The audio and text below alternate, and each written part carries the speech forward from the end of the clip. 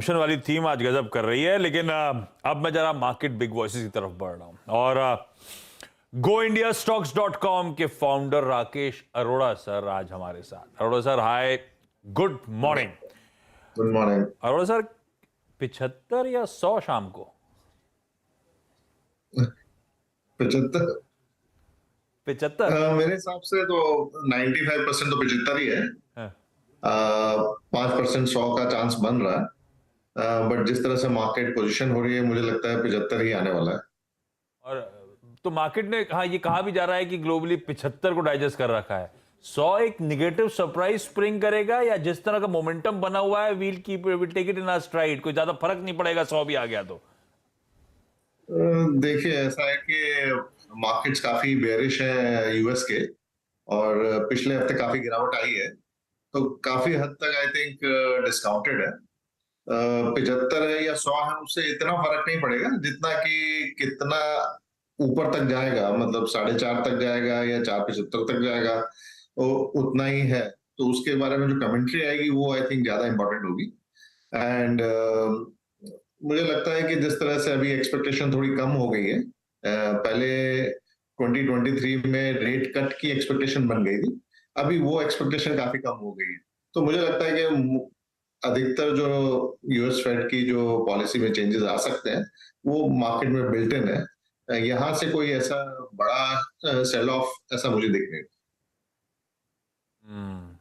तो फिर कंसर्न्स हैं 75 या 100, ये इसके बाद और भी। और एक हिंट अगर माने तो वो जैक्सन होल में पॉवेल साहब ने दे दिया, शॉर्ट एंड क्रिस्प, क्या करना है एकदम कड़े शब्दों में। तो कई लोग मान रहे हैं आज भी कमेंट्री वैसी ही रहनी है, और अब तो फिर से इस तरह के एग्रेशन के बाद वो डर ये है कि रिसेशन हार्ड सॉफ्ट जैसा हो, रिसेशन तो जा रहा है। तो हम लोग कितने समय तक हम अच्छा कर रहे हैं इंडियन मार्केट, इसमें कोई दिक्कत नहीं है, पर ये आउट परफॉर्मेंस, ये डीकपल्ड ऐसे चलता तो है नहीं। इवेंचुअली तो हमें in tandem with the world move करना है। तो थोड़ा चैलेंजिंग समय आ रहा है क्या हमारे बाजारों के लिए, ऐसा मानूं क्या? नहीं नहीं, बिल्कुल भी ऐसा नहीं मानना चाहिए, हाँ, क्योंकि अगर अपन हिस्ट्री देखें हाँ, तो इंडिया ने काफी अंडर परफॉर्म किया था ग्लोबल फाइनेंशियल क्राइसिस के बाद। इंडिया की जो अर्निंग्स है वो करीबन 4-5% पे ग्रो करी थी, जबकि यूएस मार्केट ने काफी अच्छा परफॉर्म किया था, उनकी अर्निंग्स काफी स्ट्रांगली ग्रो करी थी। अब मैं देखूं तो हमारी अर्निंग्स जो है वो करीबन 15-16% पे ग्रो करने के लिए अभी फोरकास्टेड है, एंड यूएस की अर्निंग्स मेरे हिसाब से थोड़ा फ्लैट रहेगी। तो एक इंडियन मार्केट का आउट परफॉर्मेंस जो अभी तक हो रहा है, मुझे लगता है वो अगले 2-3 साल तक जारी रहेगा। एक मिनट इस बीच सेबी चेयरमैन माधवीपुरी पुछ जी ग्लोबल फिनटेक फेस्ट को संबोधित करती हुई एक बार जरा सुनते हैं। In terms of your offerings, the regulator is more than delighted to be supportive and to make it easier, simply because that is an important part of our agenda always. So this is the third checklist.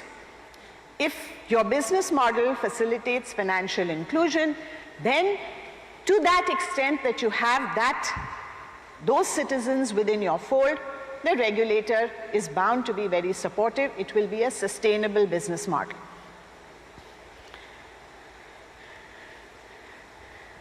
This is one of the key requirements of every regulator. I refer to it as the Abhimanyu complex. If you have a business model which relies on the assumption that once the customer is in, it's very hard for him to get out, we don't like it. So building barriers to exit, again, if your business model relies on that, it is unlikely to find favor with the regulator. It's a very important principle that we follow.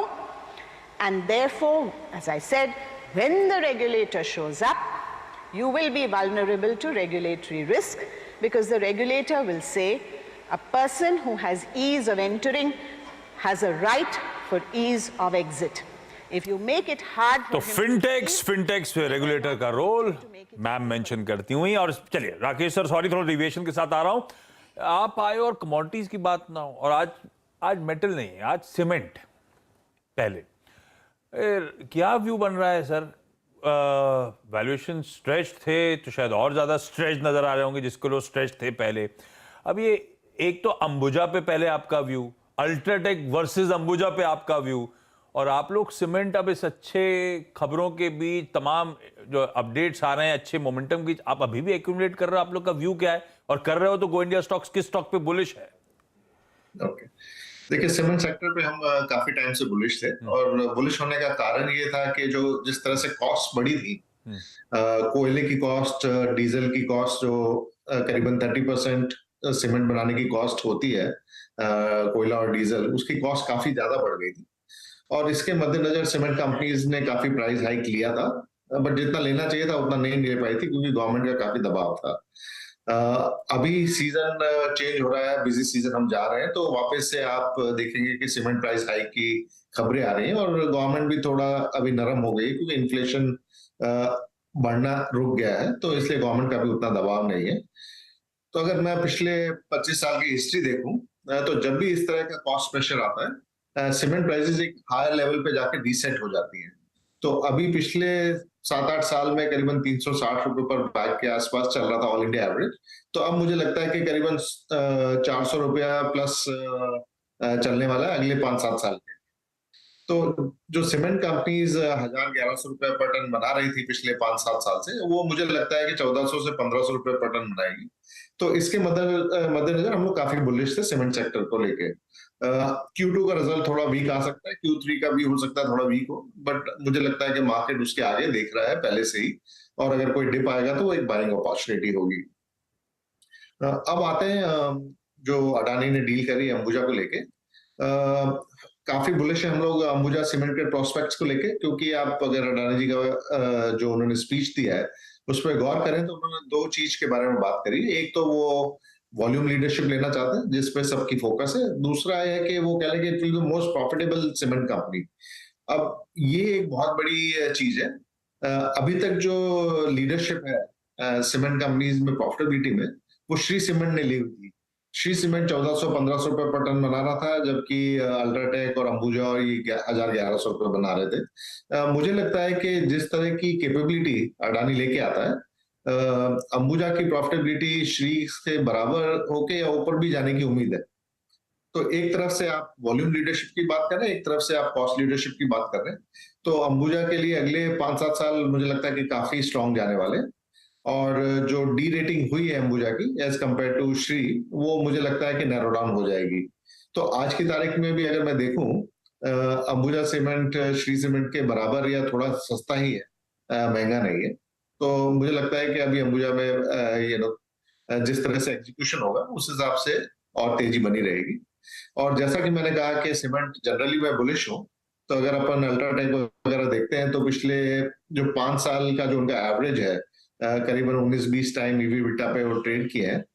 अभी I think 14-15 पे चल रहे हैं, तो वहां पे भी काफी गुंजाइश दिख रही है मुझे। और व्यू है सीमेंट स्पेस पे। अच्छा राजेश जी, मैं आई थिंक आईटी पे आने वाला था, लेकिन उससे पहले क्योंकि आशीष ने कमोडिटीज की बात छेड़ दी, मैं थोड़ा गोल्ड में बात करना चाहूँगा। Gold as a underlying and plus क्योंकि हमारा एक स्पेस जो गोल्ड फाइनेंस कंपनीज जो होती हैं इससे काफ़ी प्रभावित होता है। अब it's a has against inflation, but पूरी दुनिया है, यूएस भारत जो है वो इन्फ्लेशन को किल करने के लिए अगर आप देखें आगे बढ़ रहे हैं, और वो एक बड़ा कारण रहा है। आई मीन गोल्ड की प्राइसिंग में जो सॉफ्टनेस आई है, गोल्ड के प्राइस पर आपका आउटलुक क्या है? क्या ट्रैजेक्टरी में सॉफ्टनेस कायम रहेगी अभी यहाँ पे, और क्या लेवल देख रहे हैं आप डाउन साइड में? देखिए अभी नॉर्मल इकोनॉमिक्स तो काम नहीं कर रही है। नॉर्मली तो हम सोच रहे थे कि अगर जिस तरह से इन्फ्लेशन बढ़ता है और लोग उसको हेज करने के लिए गोल्ड खरीदेंगे, बट ऐसा कोई भी ट्रेंड इस बार दिखाई नहीं दिया है। जनरली अभी क्या हो गया कि सारी एसेट क्लासेस जो है वो इकट्ठा ही मूव करने लग गई है, और वो ड्रिवन है ग्लोबल लिक्विडिटी से। अब क्योंकि यूएस फेड ग्लोबल लिक्विडिटी सक कर रहा है, सब एसेट प्राइसेस नीचे आ रहे हैं, तो गोल्ड भी उसी हिसाब से चल रहा है। तो मुझे नहीं लगता कि गोल्ड इतना बड़ा कोई इन्फ्लेशन हेज हो जाएगा। मुझे लगता है कि गोल्ड यहीं पे ही जो अभी जो मौजूदा स्तर है वहीं पे बना रहेगा।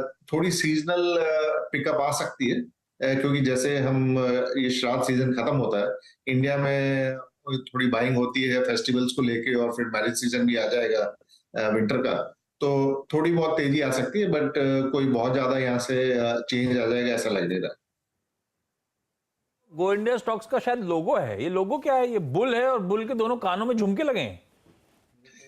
नहीं, ये तराजू है, दोनों को बैलेंस किया हुआ है। बुलिश है लेकिन बैलेंस अप्रोच है, ऐसा मान लो। हाँ जी, बिल्कुल। Rakesh sir, thank you so much जुड़ने के लिए और बढ़िया व्यू शेयर करने के लिए। और कॉर्पोरेट स्कैन की बारी, जीवन स्मॉल फाइनेंस बैंक के एमडी और सीईओ इतीरा डेविड